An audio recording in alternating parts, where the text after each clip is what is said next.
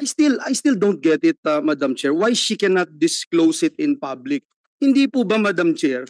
Isn't it more natural to expose it in public so that she is protected? I don't get it, Madam Chair. I really don't get it. If you are having a death threat, you wanted to say it in public so that you can be protected. If you really wanted protection, Madam Chair. So it doesn't make sense. Hiding it doesn't make sense, Madam Chair. I agree, Sen. Joel. Actually, kung talagang may death threat, mas talagang gustong, kung talagang humihingi ng proteksyon, walang kinalaman ng security threat din sa pagsagot lang tungkol sa pangalan ninyo. That's already established. The threat will not be made worse by confirming what is in documentary evidence. But in any case, gusto kong ipaalala sa iyo na ayon nga sa Supreme Court, in the case of the Office of Court Administrator VU, the right to self-incrimination does not prohibit legitimate inquiry in non-criminal matters. Ad nauseam na po ito. Halos naduduwal na po kami sa pag-ulit-ulit nito. No? Alice Guo, ladies and gentlemen, is continuing to lie to this committee despite glaring evidence that she is a Chinese national named Guo Huaping, whose father, Jian Zhongguo, is Chinese, based on her own declaration in this committee, and whose mother, Lin Wenyi, is also Chinese, based on her own declarations in bank documents, by the way, verified by the AMLAC. This is a blatant defiance of the legislative's constitutional power of inquiry. Lumalabas na pinaglalaroan mo ang aming batas, pinapaikot mo ang mga Pilipino. Pero ibahin mo ang Senado. Ibahin mo ang Senado.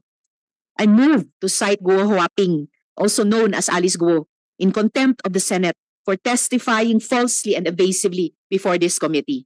Second the motion, Madam Chair. Thank you, Sen. Joel. Chair, Yes, Sen. Madam Chair, when we were in recess kanina, the pending matter was the refusal to give us details of the death threats that she herself brought before us. And Siya nag-volunteer. She binolunteer niya sa information sa atin eh. Then pinupurso namin ayaw mong sagutin. Ngayon, I think the prevailing sentiment is hindi siya makahingi ng executive session. Sagutin niya ngayon lahat. Yung kasi kung totoo naman na may death threat ka, na-monitor ka na rin nung nagbigay ng death threat sa'yo, kahit may executive session, di alam na rin yan, sinabi mo na rin sa amin, ikaw pa rin yung source. Kaya hindi kami papayag sa executive session. Ngayon, ang prevailing sentiment, if I'm not mistaken, is you have to answer the questions relating to that particular subject matter na ikaw mismo ang nag-voluntaryo palabasin sa hearing na ito. Inumpisa ni Senator Bato and then si Senator Jinggoy. Kaya Madam Chair, doon ako sa ground na yon. If we should, kasi at least yun, there is no need to determine who is telling the truth eh. Wala tong ito, we have I think Senate section here, if the refusal to cooperate or giving evasive answers, pwede na natin gamiting ground yun to cite the witness or the resource person in contempt. At Alice, sa lahat dito, akong pinaka-lenient actually na ayaw ka i-cite in contempt eh. Pero in this particular case, kahit anong pag-isipin ko, you have to answer eh.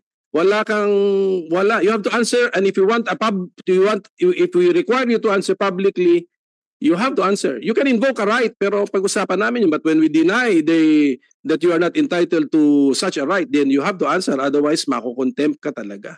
So I'm presenting that alternative ground, Madam Chair. If we can use that, kasi parang pagkalap ko nung nag-break tayo, that was the hanging matter na released ni Senator Bato, followed up by Senate President Pro Tempore. I know. Actually, there are two hanging matters. Isa na yung tungkol sa death threat na yan. Pero higit pa doon, yung question ng identity. Dahil proven na ng NBI at proven na ng isa pang ahensya na Alice Guo Huaping, iisang tao lang kayo. At yun yung patuloy na pinagsisinungalingan mo sa komiteng ito. Therefore, the chair is citing Alice Guo alias Guo Huaping in contempt as seconded by Senator Joel. Madam Chair, SP Pro Tem Jinggoy. let's give a last chance for her to answer the question. Answer, Alice. Ikaw ba daw si Guo Huaping? Madam Chair, Sen, pasensya na po talaga. Ako po, si Alice Go po. Okay, well, pasensya din po. The chair cites Alice Guo alias Guo Huaping in contempt of this committee as Hopefully- seconded by Senator Joel. Yes, Thank you. Anyway, Mayo? she has been cited in contempt, but hindi kasi ako present sa past hearings ng Committee on Women, but has she been confronted with the documents of Guo Huaping? Napakita na sa kanya? yes, Maino. Kasi dapat may handwriting doon or may signature na allegedly coming from her, di ba? Did she deny or the signature? May entries doon may entries siguro doon na coming from the applicant, tama? Am I mistaken as NBI director? I can flash the passport page, Maino, and then NBI Director Santiago, gusto niyo bang i-address itong matter, please? Saglit, Your Honor, please. Yun pong sa signature, remember yung sa ACR niya, doon namin ibinase, ay meron pong iba ang signature niya doon. At dito sa NBI clearance na ibinigay namin sa kanya, iba rin po ang signature. Kasi bata pa siya nung yun hong sa ACR eh. Kaya we cannot rely on the signature. Pero ang fingerprint po, hindi po yan magbabago magmula ipanganak hanggang sa mamatay ang tao. Yes, but have we confronted her with the document and then asking her, did she accomplish the said document? Tanawin natin siya kasi hindi Hindi naman po- siguro siya musmus na bata na hindi na niya maalala, no? May memory na siya noon eh. Hindi po namin siya na-confront. Opo. Okay. Kaya Maino and colleagues presented those same documents na fina-flash ko ulit dito kay Alice Go sa mga nakaraang hearings bago pa siya tumakas. can we give her one last chance? I-flash yung document din and then I will ask her now if she remembers accomplishing the said document of Guo Huaping. Madam Chair, I'm sorry, but I asked that question a while ago and she said no. Can you flash the document? Used by the NBI. I mean, use the document, di ba? Where's the document? Please give her a chance. Pakita natin sa kanya. For fairness sake. And then, pero pag i-deny niya na hindi niya in-accomplish yun at what particular age, convincido na tayo din. Therefore, she's lying before us, di ba? Meron po tayo ditong doctor's copy report na sinasabing identical ang fingerprints ni Alice Go at ni Guo Huaping at na yung fingerprints na iyon ni Guo Huaping at ni Alice Go were affixed by one and the same person. Do you have the supporting document na ginamit ng NBI para dito? Para ipakita ulit dahil pinakita na natin dati kay Alice Go. Miss Alice, extraordinary ito ha. Kayo lang yung naalala kong resource person na ipapakita namin pa ulit-ulit ang mga dokumento sa iyo. Dapat naman siguro suklian mo yung komite na magsabi ka na ng totoo. Hindi na extra mile ang komite, pero kasi malalinan pa rin ang sinusukli nyo. Comsec, do you have the supporting document on para i-project dito sa ating monitor yung ginamit ng NBI to come to this conclusive opinion used in all courts of the Philippines, ang fingerprint matching. Madam Chair, Yes, Sir Joel. while we are still waiting, and just to support the motion that was approved by this committee, Madam Chair, the Senate has sufficient, substantial, and damning evidence to support to support a conclusion, Madam Chair, that this witness is lying. Now, whether the court will bear it out later or not, that is the basis, Madam Chair. If this is the prevailing stance, then witness won't play around with the Senate. I think that is the only reason why we are doing this, because she's obviously playing around, Madam Chair. We have given her enough time, so many chances, Madam Chair. I have never seen a witness na ganito karami yung chance na binibigay natin magsabi ng katotohanan. Pero kung ayaw talaga, Madam Chair, she has to face the music. Agree, Sen Joel. But Comsec, i-flash po natin please yung passport ni Guo Huaping para masagot niya yung one more chance na tanong ng minority leader. While Can we waiting, pull that up? Madam Yes, Chair, SP Pro Temp, Chingoy. habang hinihintay natin i-flash yung passport sa ano, I'll give you one more chance, Alice, tungkol sa death threat. Ha? Kailan mo na-receive yung tangka sa buhay mo? Miss Alice. I think mga bandang June po, June of this month, of this year. this year po. Ilang beses? More than 5 times po. Kanino galing? Through phone po. Sino yung tumawag? Sen, gustong-gusto ko po din i-discuss po sa inyo at humingi din po ako ng pasensya po sa inyo. Natatakot din po talaga na i-disclose po sa public. Kahit i-disclose mo sa amin through an executive session, katulad nga ni sinabi ni Senator Coco, malalaman din niya. Ngayon sabihin mo sa amin, sino Sen, yung source? opo, Sen, ang understanding ko po, pagka sinabi ko po sa inyo sa executive session po, hindi po lalabas. Kasi nagwo-worry po ako sa sarili ko Ganun din yun. safety. Sabihin mo sa amin. Sen, ako po kasi, ang Senate hearing po natatapos, pero natatakot po kasi ako sa magiging buhay ko. Paano ka tinatakot nung kausap mo sa telepono? How you threaten? Hindi ko po muna i-discuss po sa public po. No. Opo. You, Pasensya na po talaga, Sen. how were you threatened? Yun lang tanong ko, how were you threatened? Hindi ko po siya may discuss po sa public po, Sen. Pasensya na po talaga. Talaga makukulong ka. Madam Chair, if just in case the court will allow the Senate to be detained here, I would like to raise this motion to immediately commit her at the Pasay City Jail. Salamat, Senate President Pro Tempore. Before that matter will be deliberated, we have a pending citation in contempt by the chair, seconded by Sen. Joel. And so, Alice, one last chance. Dito sa pinapakita namin ulit na passport, page ng passport mo. Sagutin mo yung tanong ni Sen. Coco, ikaw ba ito?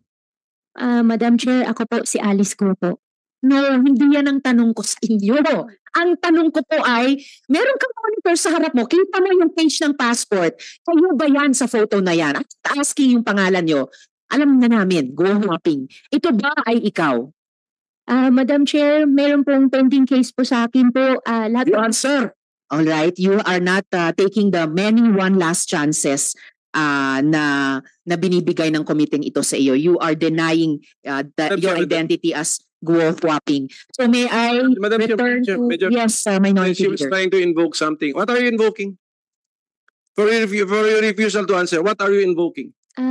Sen, may pending cases na po kasi sa akin sa court po. Ang understanding ko po, lahat po ng sasabihin ko po dito may incriminating my own self po. Okay, this one. Ito, saan ito maka-incriminate? What particular case? Kailangan may particularity. Hindi Opo. pwedeng wala. Opo, Sen, may final po sa akin sa citizenship po na issue po sa court po. Citizenship. I think there is 7 pending cases po sa korte po ngayon. No, Isa na po dyan yung citizenship po. Hindi kasi kunyari may kaso ka ng istapa, hindi naman connected sa istapa yan. So hindi mo pwedeng sabihin may kaso ko sa korte. You have to specify. Saan ka ma-incriminate na ang sagot mo magagamit to prove your guilt sa isang criminal case? Which one? Sen, pasensya na po. Mali po pala yung nasabi ko po kanina, di pala citizenship. Ang dapat po pala COMELEC po. COMELEC. May na-file na po na pending case po sa COMELEC po. Material misrepresentation case, siguro criminal case. Yes po, criminal case po. Okay. At bakit related ito? Yan lang po yung alam ko po na may pending cases po sa COMELEC po. But actually, Madam Chair, this appears to be a document issued by the People's Republic of China. I'm requesting for that ACR. Yung atin, the Philippine form. Philippine form accomplished by a child supposed to be, but a child with consciousness already. Who happens to be the younger Alice Go. Yun yung theory ninyo. Pero gusto ko ipakita natin sa kanya. Comsec, pwede ba natin i-flash ulit yung ACR na yon at ipakita ulit kay Alice Go? Madam Chair. Yes, Sen. Rafi. Unrelated question. Yes, noong August 27, 2024 hearing, page 141 of the transcript, inamin ni Sheila Goo na meron 2 passport si Alice Goo. So that means dual citizenship, Chinese and Filipino. Alright, salamat Sen. Rafi sa pagpapaalala. So dual citizen pala kayo kahit sa pagkaalam ni Ms. Sheila Goo sa paalala ni Sen. Rafi. And in fact, alam niyo ba na hindi pinapayagan ng dual citizenship sa China? Dito lang sa Pilipinas meron na ganyan. Pero sa China, bawal yun eh. And yet, you have both Filipino and Chinese passports sa testimonya ni Sheila Goo. Madam Chair, I have only 1 Filipino passport po. Yes, you have only one Filipino passport, but you had a Chinese passport. Wala po akong Chinese passport po. Okay, Comsec, pwede natin ipakita yung hinihingi naming ACR before we we finalize the motion of the chair seconded by Sen Joel. Okay, so baka pwedeng, yan na ba yung pinakamalaki? Alright, so ito po ang ACR for Hindi na yan musmus na bata, di ba? May consciousness na yung nakalitrato dyan. O yan ang tanong natin kay Alice Guo. Alice, naalala mo na in-accomplish mo yung form na yan, na nag-fingerprint ka pa, voluntarily dyan, linagay mo. Naalala mo o hindi? Sen, wala pa ako naalala na ganun na dokumento po ginawa. Okay. ang incredulous man mo. Pati yung man niya dyan, looks like yung man niya sa iba pang mga dokumento. That's it, Madam Chair. That all convinces me of the lying. So, I think, tapos na po yung ano nyo eh. Na-declare nyo na siya in contempt eh. Nag-elaborate lang naman ako na, tapos na po, na-declare nyo na po siya. On the lying pa ito, not on the refusal to answer dun sa death threat. So, sorry, Alice, I gave you a chance. You mean to say, pati yung paglalagay ng fingerprint mo ron, hindi mo naalala. So, medyo, ano na po yun, medyo, too difficult to, masyado nang mahirap paniwalaan na, paano, tulog ka, kinuha ang fingerprints mo, pinilit ka. I mean, it's too much, but hindi na po sanggol yung nandun sa litrato. So, with that, Mr. Chair, it puts to rest your contempt citation of the resource person. Thank you. Madam Chair. Isa lang, Madam Chair, if I may. Salamat kaayo, Mayno. SP Pro Temp, Jigoy, nag-refer Pam-mark ka dyan. Ilang taon ka? Sen, wala pa akong maalala na nag-thumbprint po ako niyan. Pam-mark ba niyan? Hindi mo maalala na nag-pam-mark ka? Ilang taon ka nung nag-pam-mark ka dyan? Siguro, you do not know how old were you? Wala pa ako naalala, Sen, na may ginawa pa akong thumbmark po sa ganung papel po. May pirma ba yan? May pirma? May pirma. Did you sign it? SP Pro Temp. Did you sign it? Wala ka rin maalala na pinirmahan mo? Ha? Wala po. Sa ACR. Pirma mo ba yan? Punta natin ulit yung ACR. Pirma mo.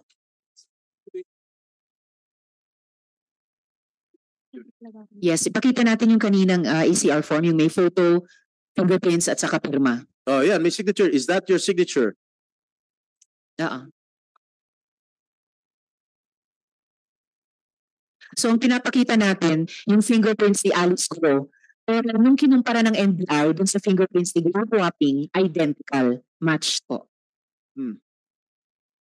Teka muna pala. Madam Chair. Let her answer. Is that your signature, Alice? Doon sa under po ng picture po, signature ko po yun, pero hindi ko po alam paano nangyari po yun. Paano hindi mo alam paano nangyari yun? Hindi ko po talaga alam, Sen. Hindi mo alam na pinirmahan mo, pirma mo yan? Sen, hindi po, wala pa akong pinirmahan po ng ganung dokumento, pero signature ko po siya. Pero wala pa ako na pirmahan po ng ganung dokumento. Confirm mo na signature mo yan sa form na yan. Kino-confirm ko lang po, Madam Chair, yung signature po under po ng picture is my signature. But you can remember when you signed that? Wala po Paper. wala pa akong ginawa na ganun po. It is impossible to fake fingerprints. Kinonfirm mo na pirma mo yan, yung fingerprints dito at yung fingerprints dun sa dokumento ni Gustavo Aping ay na-match ng NBI. Iisang tao lamang po. Yun po yun.